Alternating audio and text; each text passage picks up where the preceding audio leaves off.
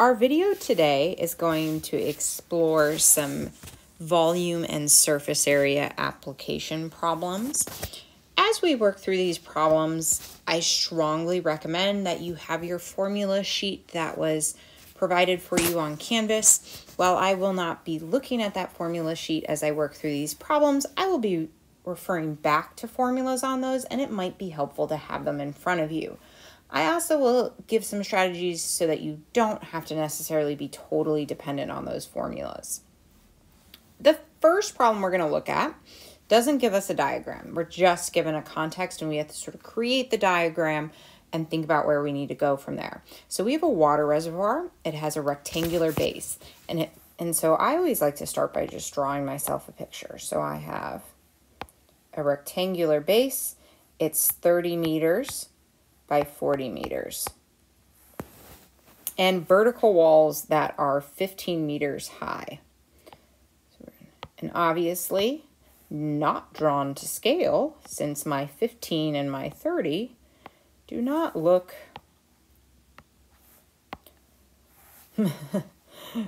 about the same length.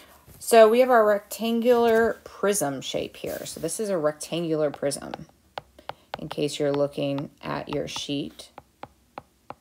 And I know it's a rectangular prism because all the sides are rectangles. Now, it was initially filled to capacity, and it's a reservoir, so initially filled to capacity means the water level was probably at that 15 feet to begin with. Now, at the end of the summer, the water depth was now at 4 meters. So I'm going to draw sort of a second line in here. And this is sort of to represent the end of the summer height.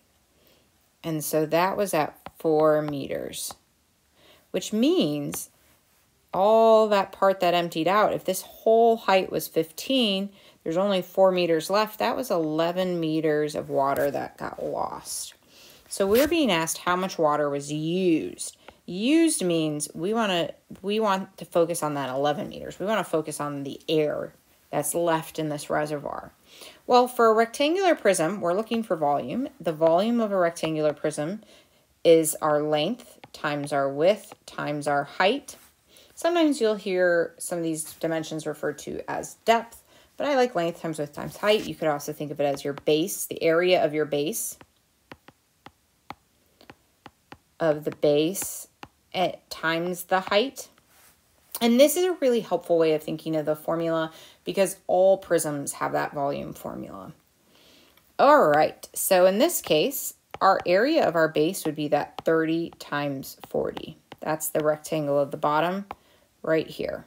It's the bottom throughout the whole figure. It doesn't change. Now, the height here is not the 4, it's the 11. And now to figure out the volume of water that was used, I need to just multiply my 3 numbers. So I have 13,200 cubic, because we're now dealing in a volume measure, meters. And I remember that it's cubic meters because think it's 30 meters times 40 meters times 11 meters. So I have 3 different meters being multiplied. So I have 13,200 cubic meters, also written as meters cubed, that have been used. And that's all that problem asked for. We're done. Not too scary. The next problem we're going to look at isn't in a context, it's just a figure. But this is a triangular prism, and I wanted us to look at a triangular prism because the figures tend to be a little tricky when dealing with. I know it's a prism because 3 of the sides are rectangles, and I know it's a triangular prism because this yellow side that I'm highlighting is actually what we would refer to as the base of the figure. In a prism, you end up with 2 bases, and they're the same size, and then they're connected by a series of rectangles. So I'm going to actually start with the volume.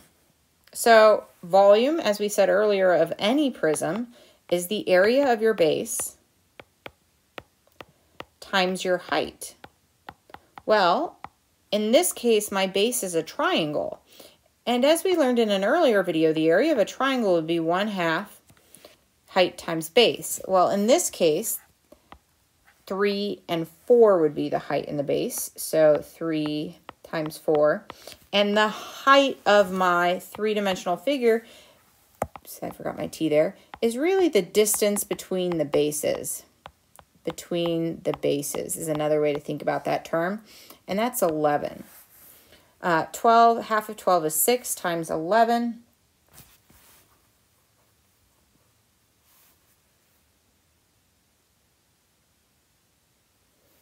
Would come out 66 centimeters squared. The next problem, part of this problem, is asking for the surface area. Now, there is a formula, but I actually like to just take it surface by surface, similar to how we deal with our perimeter of composite figures. So in this particular case, you have two triangle sides, right? And each of those triangle sides is that 1/2 3 times 4. So we have 1/2 3 times 4 plus 1/2 3 times 4. 3, 4, oops, actually it's 4, 3, 4, 3. So we're going to add those together. So those are our two bases. The next side we're going to look at, we're going to look at this rectangle right here on top. So I'm going to draw a little makeshift rectangle here. You'll notice that the side length here is 5, and then this length is 11. So I have 5 by 11. And then I'm going to add that to the next rectangle.